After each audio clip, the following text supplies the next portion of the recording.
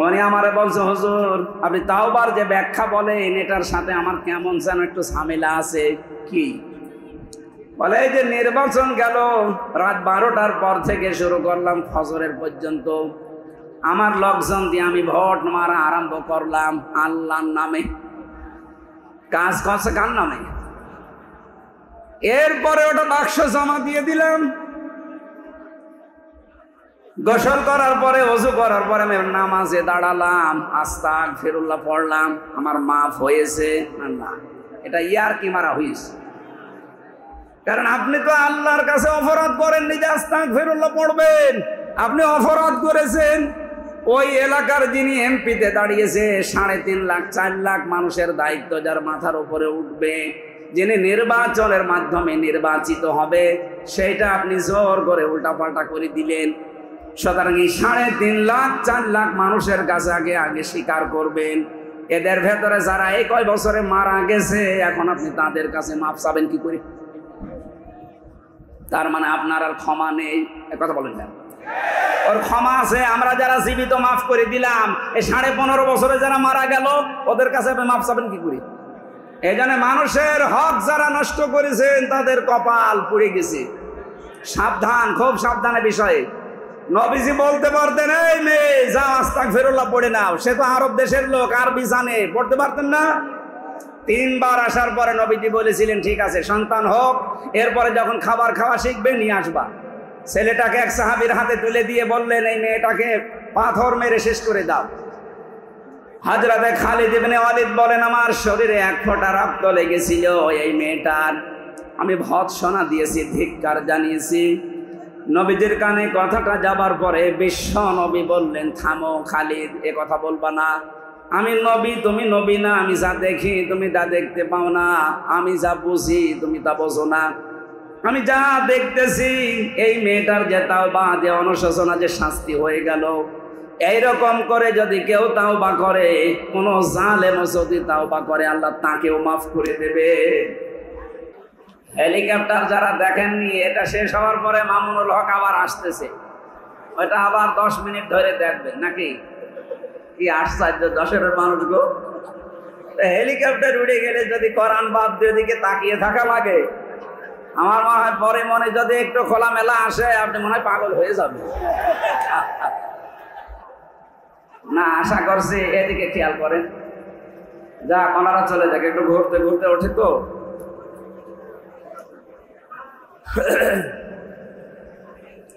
যারা জালেম তারা নেতৃত্বে আসতে পারবেন না। সুতরাং জুলুমবাজ যারা, এদের জন্য নেতা হওয়া হারাম, এদের পেছনে থাকাও হারাম। 4 নম্বরে নেতা হতে পারবে না তারা, যে মানুষগুলো, এবার আমি দলিল দিচ্ছি।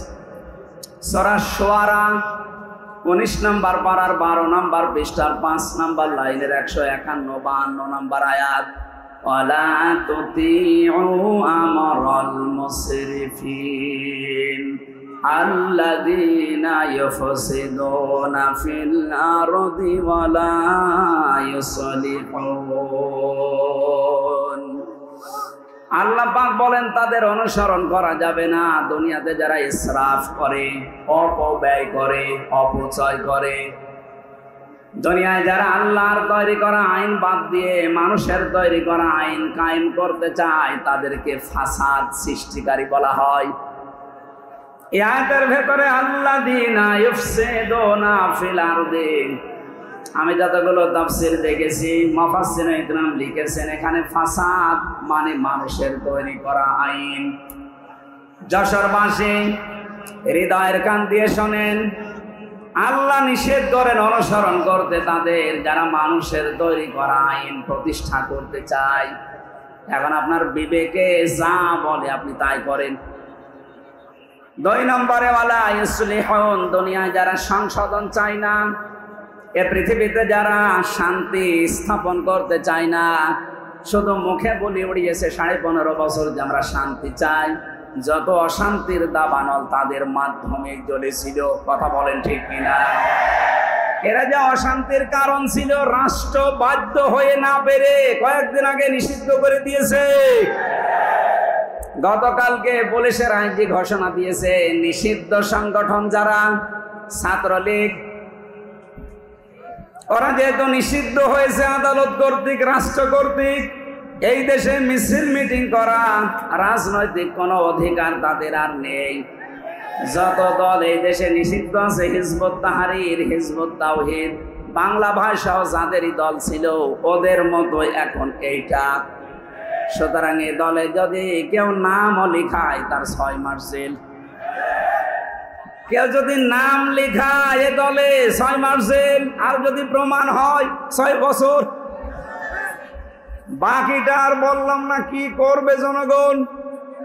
এজন্য আমার প্রশ্ন হচ্ছে, যারা শান্তির নামে অশান্তি তৈরি করেছেন, বিশ্বজিতের মতো মানুষকেও যারা ছাড়েননি, বিশ্বজিৎকে যে শেষ পর্যন্ত কপ দিয়েছিল সেই লোকটা আমার সাথে ছিল জেলখানায়, শাওন, এই খুলনায় বাড়ি। ওরে আমি বারবার বলতাম, আপনি এই কাজ করলেন কেন? আবেগে দলের কথা মতো করেছিলাম, এখন দেখছি কেউ আমার এই অপরাধের শাস্তি নিচ্ছে না, আমারই ভোগ করা লাগছে। সুতরাং 15.5 বছরে যা করেছেন আপনার শাস্তি আপনাকেই ভোগ করা লাগবে। আসার সময় পুলিশ আমাকে বলছিল, আপনি এই ওয়াজ করবেন, যারা অন্যায় করেছে তাদের যেন শাস্তি হয়, আর যারা নিরপেক্ষ ছিল, বাবা শাহজালাল সব হালাল বলে চুপ ছিল, এদের যেন কিছু না হয়। তার মানে ওনারাও একটা ঝামেলায় আছে। আমার মামলার আয়ু পর্যন্ত আমারে এখন স্যার বলে, স্যার আমি যে আপনার কাছে ওই টাকা নিয়েছিলাম এটার জন্য আপনি বললেন না। ও আমারে স্মরণ করিয়ে দিচ্ছে না। আমার তো মনে ছিল না, 3 বছর আগে আমার বাবার কাছ থেকে নিয়েছে। পুলিশ এসে জিজ্ঞাসা করছে, ওই তোর বাবা কোথায়? বছর চৌকির নিচে পলি আছে, আমি বলবো না, তো বলেই দিয়েছে। সুতরাং যারা অন্যায় করেছেন, অনুশোচনা হচ্ছে, আপনার এই অপরাধ মাফ করার কিছু পন্থা আছে, আমি সামনে যাব ইনশাল্লাহ। নেতৃত্বের কোয়ালিটি বলছিলাম। সুতরাং যারা শান্তি স্থাপন করতে চায় তারা হবে জাতির নেতা। আমরা এদের পেছনে থাকতে রাজি আছি না? সে যেই হোক, যদি শান্তি স্থাপন করতে চায়, আর ফাসাদের 9টা অর্থের প্রথম অর্থ মানুষের তৈরি করা আইন যারা প্রতিষ্ঠা করতে চায়, এরা ফাসাদকারী, এদের পেছনে থাকা যাবে না। এর বাইরে যারা আছে আল্লাহর আইন দুনিয়ায় প্রতিষ্ঠা চায়, আপনি তাদের পেছনে থাকবেন। এটা যদি রাজনীতি হয় রাজনীতি, এটা যদি কোরআনের নীতি হয় কোরআনের নীতি। কিছু মানুষ আছে এখনো পর্যন্ত এই দেশে নামাজ পড়ে, রোজা রাখে, হজ করে এসেছে, দান সাদকা করে। এরা রাসূলের 13 বছরের জীবনী শুনতে চায়, কিন্তু বাকি 10 বছরের জীবনী শুনতে গেলে ওদের চুলকানি ওঠে। যে মুহাম্মদুর রাসূলুল্লাহর মক্কার জীবনে 13 বছর অত্যাচারিত হয়েছিলেন, ওই মুহাম্মদুর রাসূলুল্লাহ 10 বছর মদিনায় রাষ্ট্র চালিয়েছিলেন। নবীজি তো 13 বছর, আর আমরা মনে হয় যে 15 বছর পার করে ফেলেছি। কথা বলেন। সুতরাং এই সিস্টেম অনুযায়ী এখন 10টা বছর নবীজির মতো কোরআন দিয়ে এই দেশ চলবে, আর এইটাই সবচাইতে বড় সুন্নাহ। মান তামাসসাকা বিসুন্নতি ইনদা ফাসাদি উম্মতি ফালাহু আজরু মিয়াতি শাহীদ। আমার উম্মতের যখন দুরবস্থা চলবে, ওই সময় যদি কেউ একটা মরা সুন্নাত জিন্দা করতে পারে, তার আমল নামায় 100 শহীদ আবু সাঈদের মতো গলা কাটা শহীদের সওয়াব পাওয়া যাবে ইনশাআল্লাহ। একজন আবু সাঈদ নিয়ে যদি এদের স্বাধীন হয়ে যায়, 100 গলা কাটা শহীদের সওয়াব নিয়ে কিয়ামতে উঠতে পারবেন, যদি কোরআন এই দেশে কায়েম হয়ে যায়। হ্যাঁ, কথা বলেন না কেন? এটা নফল না, মুস্তাহাব না, মুবাহ না, সুন্নাত না, এটা ফরজ। পৃথিবীর যত নবী আল্লাহ পাঠিয়েছেন, 2 জন নবীকে তো আল্লাহ রাজত্বই দিয়েছিলেন, হযরত দাউদ নবী, সুলাইমান নবী আলাইহিস সালাম। বাকি যত নবীর জীবনী আমি পড়েছি, প্রত্যেক নবীর জীবনের মিশন, ভিশন এইটা ছিল, আনাকিমুদ্দিন, জমিনে দিন কায়েম করা লাগবে। আমরা দেখেছি পৃথিবীর নবীদের, তাদের শরীয়তে হয়তো কম বেশি ছিল কোনো মাসলা মাসাইলে, বিধানে, কিন্তু এই বিধান প্রত্যেকের জন্য প্রযোজ্য, যে আনাকিমুদ্দিন, যে দিন কায়েম করা লাগবে। ওয়ালা তাতাফাররাকু ফি, এখানে কোনো মাসলা মাসাইল আর নেই, কোনো ফতোয়াবাজিও নেই, কোনো মত পার্থক্য চলবে না। কথা বলেন না কেন? এই দেশে শুধু আমার মনে হয় যারা ক্ষমতায় ছিলেন তারা বাদে বাকি আমরা যা ছিলাম সবাই মাজলুম, সে যে দলের লোক হোক। কথা বলুন। বিএনপির এক একজনের নামে 313টা মামলা দেখেছি আমি আদালতে। ওর বাড়ি বড়গোনায়। বললাম ভাই মামলা কয়টা? বলছে বেশি না, 313টা। বলেন তো 313টা যার মামলা, এক একটা যদি হাজিরা দেওয়া লাগে, ওর বছরের কোনো কাজ করার কায়দা আছে? আমারে বলেছিল 50টা মামলা দেব, আমারে 2টা দিয়েছে, টাকা নিয়েছে বাবার কাছ থেকে 10 লাখ, এই জন্য আমারে আর মামলা দেয়নি। এই 2টাই আমার হাজিরা দিতেই মাহফিল বন্ধ করে যাওয়া লাগতো। এখন যদিও বেকসুর খালাস হয়ে গেছে, আমি নির্দোষ প্রমাণ হয়েছি, আলহামদুলিল্লাহ। এরা মজলুম ছিল। আজকে সাতক্ষীরায় ছিলাম 12টা থেকে 1টা পর্যন্ত। সাবেক এমপি হাবিবুল ইসলাম হাবিব ভাই ছিলেন, উনিও 4 বছর ছিলেন জেলখানায়।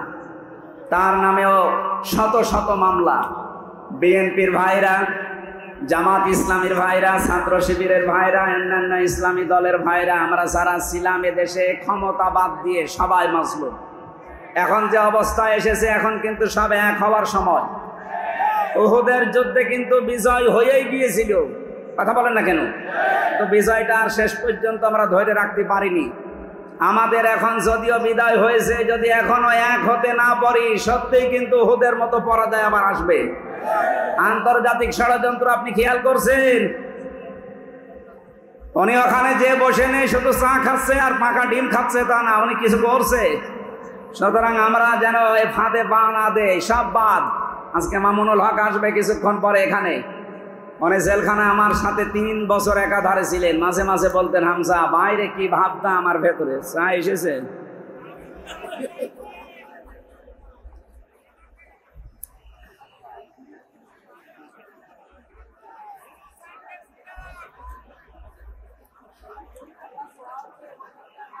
ঠিক আছে,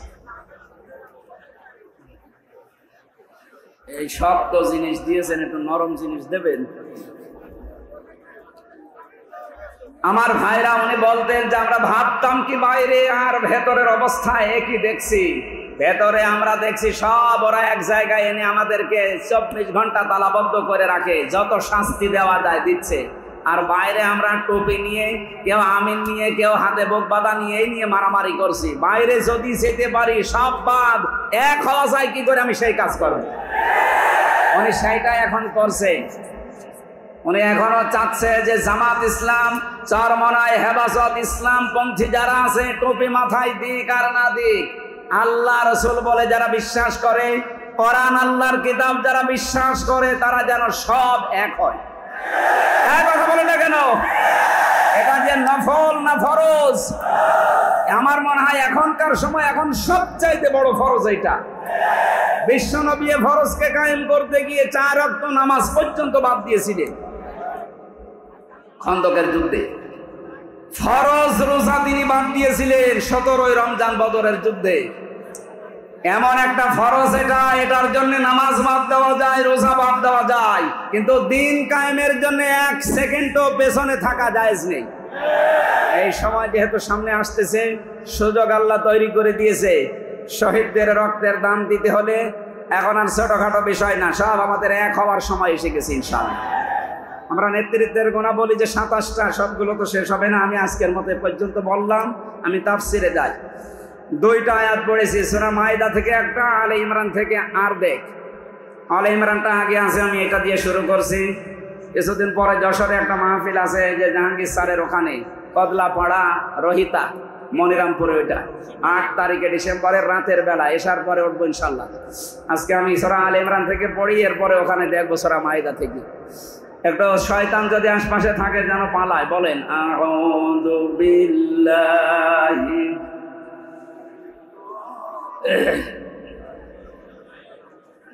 ওয়াসারিউ ইলা মাগফিরাতিম মির রাব্বিকুম ওয়া জান্নাত ইলা আখিরি আয়াত। 133 নম্বর আয়াতের প্রথম অংশ। আমি খুব শর্টে কাটে বলছি। আল্লাহ পাক বলেন তোমরা দৌড়াও। তো তাহলে এবার প্রস্তুতি নিন, দৌড়ানো লাগবে। ইলা মাগফিরাতিম মির রাব্বিকুম, তোমাদের রবের ক্ষমার দিকে তোমরা দৌড়াও। এই যে ক্ষমা, মাগফিরাতে শব্দটা শুনতে যত ছোট মনে হচ্ছে, সহজ মনে হচ্ছে, এটা এত সহজ না। আর 15.5 বছরে যারা জুলুম নির্যাতন অত্যাচার আয়না ঘরের সাথে সম্পৃক্ত ছিলেন তাদেরও ক্ষমা আছে, কিন্তু এই অপরাধের শাস্তি আগে দুনিয়ায় হওয়া লাগবে। তারপর অনেকে মনে করছেন আবার কি ঝামেলায় ফেলে দিলেন। আরে ভাই, আমি আপনাকে বাঁচাতে চাই।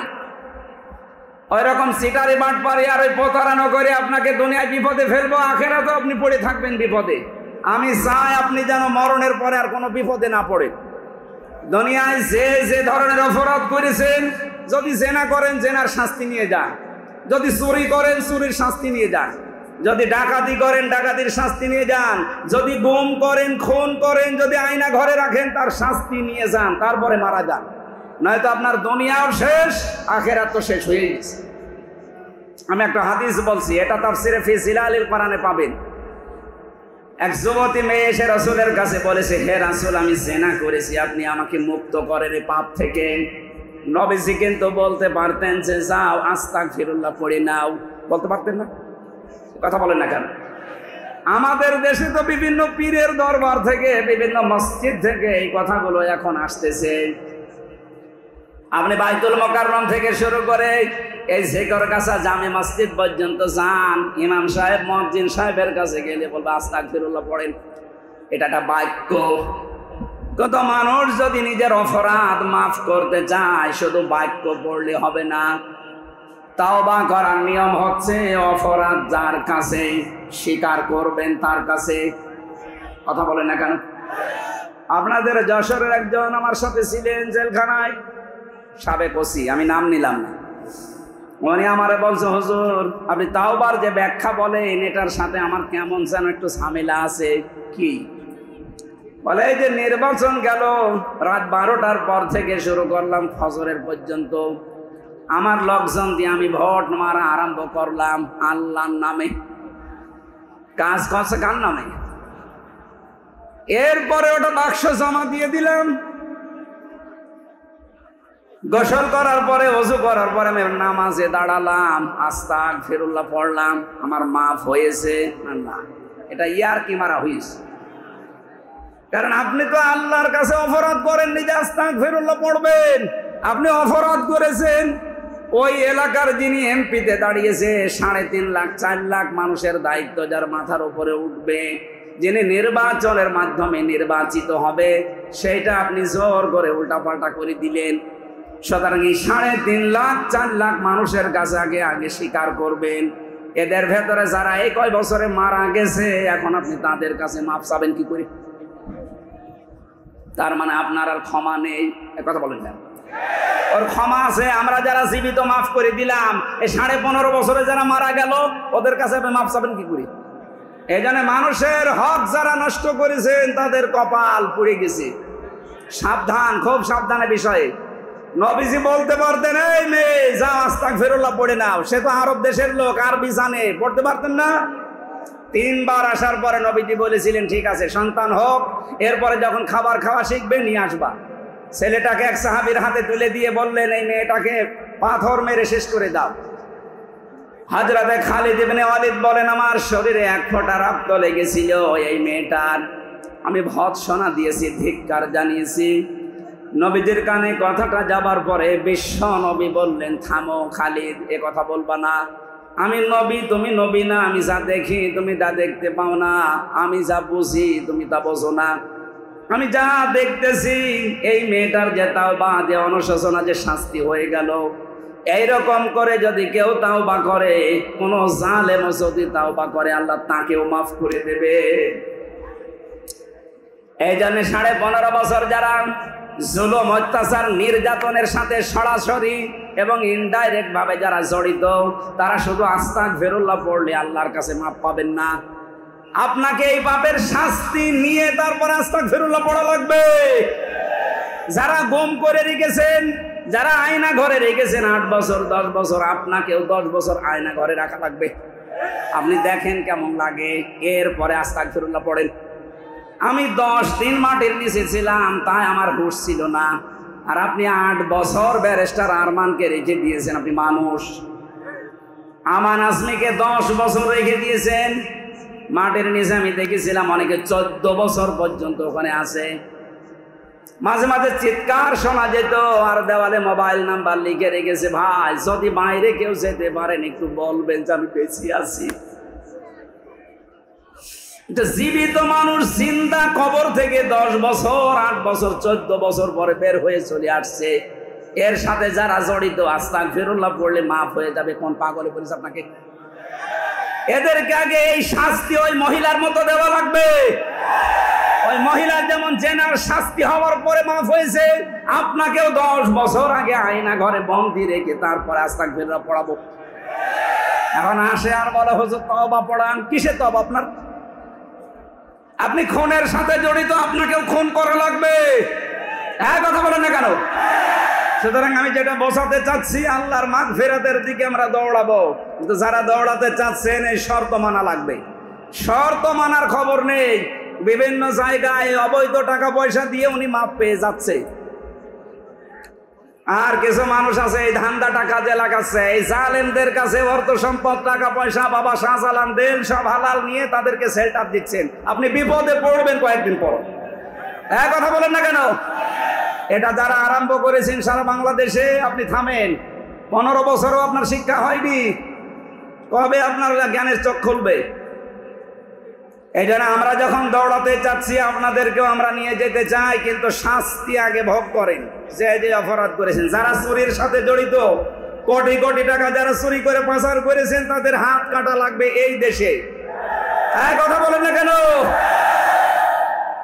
যারা সেঞ্চুরি করেছেন মেয়ে ধর্ষণ করার পরে বিশ্ববিদ্যালয়ের মতো জায়গায়, তাদেরকে ওই মহিলার মতো সঙ্গে সার করা লাগবে। এরপরে যদি আমি আস্তাগফিরুল্লাহ পড়াই, যারা চট করে ঢুকে পড়বো এ কথা বলেন, আমার জন্য আপনাকে 3 বছর ওই ফাঁসির কন্টেন্ট ছেড়ে থাকা লাগবে। আমান আজমির জন্য 10 বছর, ব্যারিস্টার আরমানের জন্য 8 বছর। এরপরে আপনি আসেন দেশে, আসেন। কত বছর হচ্ছে বলেন তো? আমার 3, আর এই 2 জন বড় বড় মানুষের নাম বললাম, 10 আর 8 18, কত হয়? 21 বছর আগে থাকেন বাইরে, এরপরে চট করে ঢুকবেন। তাছাড়া আমার তরফ থেকে আমার তো ক্ষমা নেই, আমার ছোট মেয়েটারও ক্ষমা নেই, কারণ তাকেও কষ্ট দিয়েছেন। কথা বলেন না কেন? 3টা বছরে কোনোদিন তার সাথে দেখা সাক্ষাৎ করতে দেয়নি। দেখতে গেলে 14 জন গোয়েন্দার স্বাক্ষর লাগবে। কেন? আমি কি 36,000 কোটি টাকা পাচার করে তারপরে জেলে এসেছি? আমারে আপনারা বললেন চলেন, আপনাকে কিছু জিজ্ঞাসা করে ছেড়ে দেব। ভালো মানুষ নিয়ে গেল বাড়ি থেকে, আর সে বলছে আমরা চড়হাঁস থেকে নিয়ে এসেছি। ডাহা মিথ্যা কথা। এই জন্য একেবারে আল্লাহ পুরাটা উল্টিয়ে 5 তারিখের পরে আদালত কর্তৃক প্রমাণ হয়েছে আমি নির্দোষ।